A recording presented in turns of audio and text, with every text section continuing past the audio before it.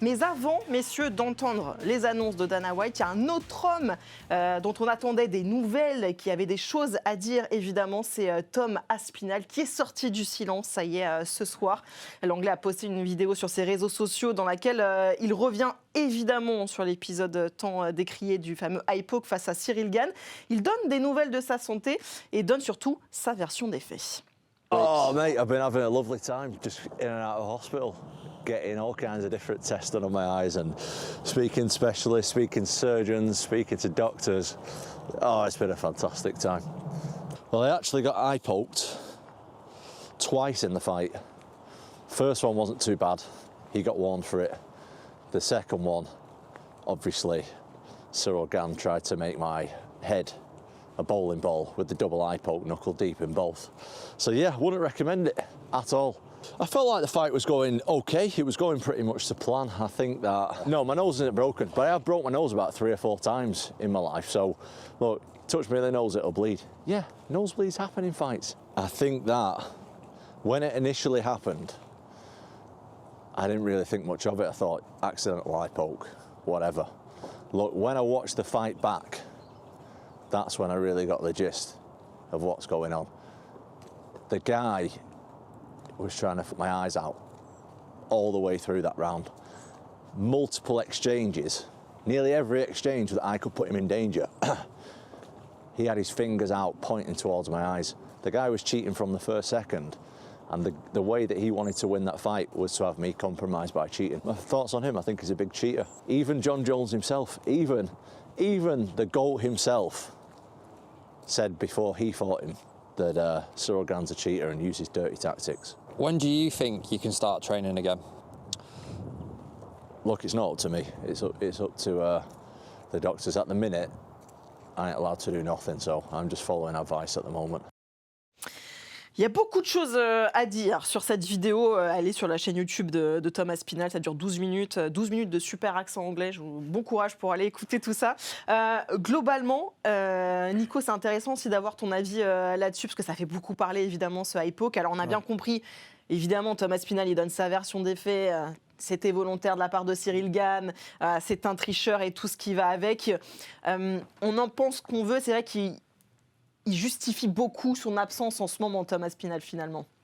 Ouais, après, je pense qu'on n'aura jamais le fin mot de l'histoire, dans le sens où j'ai déjà pris des doigts dans l'œil, où ça peut vraiment aveugler. J'ai déjà eu une tache noire pendant longtemps. Et c'est vrai que c'est des zones qui doivent être inquiétantes en combat quand même, malgré tout. Après, est-ce que si on était dans le 3e round et qu'il savait qu'il n'y aurait pas eu de no contest, il aurait fait la même chose? Pas sûr. Mais ça, on le saura jamais. C'est lui et lui. Après, pour que Gane ait fait vraiment exprès, ça m'étonnerait. Il a les mains ouvertes généralement dans plein de combats, mais c'est pas arrivé tant que ça. Donc, ouais, c'est ce que dit plus ou moins Tom Aspinall en s'appuyant sur John Jones. Voilà, c'est ce que certains ont reproché effectivement à Cyril Gane d'avoir. Votre avis à vous, Kabir, Sacha, quand on entend comme ça Tom Aspinall se justifier, il y a une espèce de mise en scène aussi beaucoup autour de ce Hypoke qui fait beaucoup parler, parce qu'évidemment tout le monde attend, et on parlera tout à l'heure des annonces de Dana White, mais du coup le rematch, finalement, on attend de voir ce combat vraiment, quand est-ce qu'il va être reprogrammé. Là, quand on écoute Tom Aspinall, on se dit c'est pas pour tout de suite, clairement. Ouais, clairement. Et du coup, on a l'impression qu'il prend un peu la catégorie en otage, un peu ce qu'il reprochait aussi à John Jones à une époque. Et c'est dommage de reprendre un peu justement cette polémique et de continuer à rouler dessus pour pouvoir faire parler de lui tout en évitant de combattre, un peu comme il l'a fait lors de sa précédente opposition. Tout le monde veut une revanche et justement, lui, on a l'impression qu'il essaye de faire tarder le truc, quoi. Et c'est vraiment dommage. Sacha ? Bah ouais, moi je trouve qu'il est tombé dans la justification. Après, j'ai pas envie de l'accabler parce qu'il a des souffrances qu'il n'y a que lui qui peut ressentir. Non, et puis tu vois. il se justifie aussi parce qu'il y a beaucoup de critiques aussi. C'est ce qu'il dit, ce qu'il explique aussi dans la vidéo. Il se sent le besoin de se justifier parce qu'il a été beaucoup attaqué aussi, notamment sur les réseaux sociaux. Ouais, il a généré beaucoup d'attentes et on en a encore aujourd'hui, puisqu'on veut le revoir combattre et on pensait que l'annonce de la revanche allait se faire très très très vite. C'est pas forcément le cas. Il était aussi un peu obligé de nous donner des trucs en plus parce que sinon on allait se poser beaucoup de questions sur son absence. Je pense que c'est le but de cette vidéo et c'est le but maintenant d'attendrir un petit peu les gens qui étaient un peu durs avec lui, avec le fait qu'il aurait fui, etc.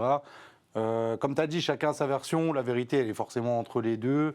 c'est pas évident. Ça reste un mauvais geste, tu vois. Donc, moi, j'ai pas envie de rentrer dans la condamnation d'Aspinall. C'est normal qu'il joue ce jeu-là médiatiquement aujourd'hui parce que ça a quand même floppé un peu toute la fin de l'événement. Bah, c'est sur lui qu'on va le mettre à chaque fois. Tu vois. Clairement. Et il y a eu cette vidéo et un petit peu plus tôt dans la journée, là, on est toujours dans la justification, il a posté tout simplement un certificat médical, enfin le compte-rendu médical de ses dernières analyses ophtalmologiques notamment. Alors, il y a beaucoup de termes techniques, mais en gros, il a subi un traumatisme oculaire bilatéral impliquant une rupture du tendon oblique, ce qui fait que, du coup qu'il y a une réduction évidemment de l'acuité visuelle, donc il voit double. Voilà, il y a vraiment un traumatisme au niveau de l'œil, donc on sent que voilà, il a besoin aussi de prouver que c'est justifié, que c'est vrai, qu'il a vraiment quelque chose et que pour l'instant, surtout, ce qui est important, c'est qu'il n'a pas l'autorisation de combattre et de reprendre le combat, parce que c'est un petit peu nous la suite qu'on voit aussi, parce que finalement, quand on parle des annonces de Dana White qu'on va écouter dans quelques instants, qui ne nous parlent pas de ce Gane Aspinall,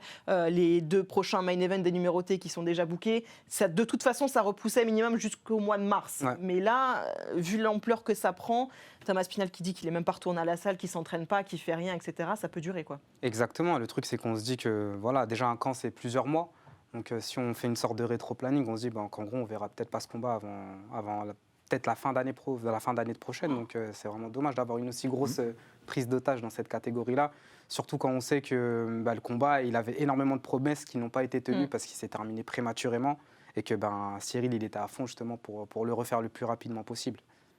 Donc à voir, c'est dommage. C'est dur parce que Nico, quand on est l'adversaire, donc Cyril Gane, là en question, et que voilà, Kabir parle de prise d'otage, mais pour Gane aussi est pris en otage là-dedans parce que finalement, lui, il doit attendre, il n'a pas d'autre choix qu'attendre, il va pas prendre un autre fight entre-temps, ça n'aurait pas de sens. Surtout qu'il fait un début de combat parfait. Ouais. Ah, bon, à part ça. Jusque-là, ouais. Jusque-là, mais on ne pouvait pas faire mieux comme début de combat à part l'œil poke.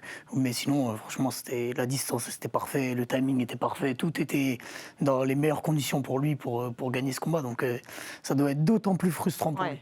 Et c'est ça qui est fou, c'est que dans la vidéo, on en a vu un petit bout, mais Thomas Aspinall dit que lui et son clan étaient très contents de la façon dont se passait le combat, voilà, que c'était maîtrisé de leur part, que finalement ils savaient qu'ils devaient prendre des coups de la part de Cyril Gane pour pouvoir aller en chercher d'autres derrière. C'est quand même un petit peu... Ouais. Après, là, c'est de la pure com. En fait, il est rentré dans un jeu où il est obligé de communiquer sur tout. Maintenant, comme on l'a dit tout à l'heure, il y a tellement d'attentes sur lui qu'il est obligé de donner des choses au public.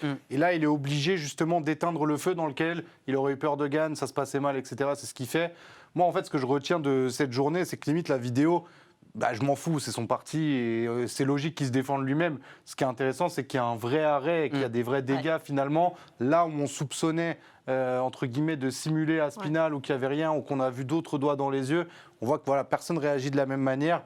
Et là, il y a quand même un papier médical qui l'arrête pendant un certain temps. Je pense que c'est ça qu'il faut retenir. Le reste, c'est que entre guillemets, là, il essaye de faire son beurre tant qu'il combat pas. Donc c'est sa chaîne YouTube, c'est de faire des vues. Et pour créer des vues, il faut faire de la bonne déclat. Il faut dire tout se passait bien. Il faut dire Gane est un tricheur. C'est un peu le jeu, tu vois. C'est de la com, tu as bien raison de le dire. En tout cas, on verra quand est-ce qu'on aura l'annonce de ce combat entre Thomas Aspinall et Cyril Gane pour le titre des lourds.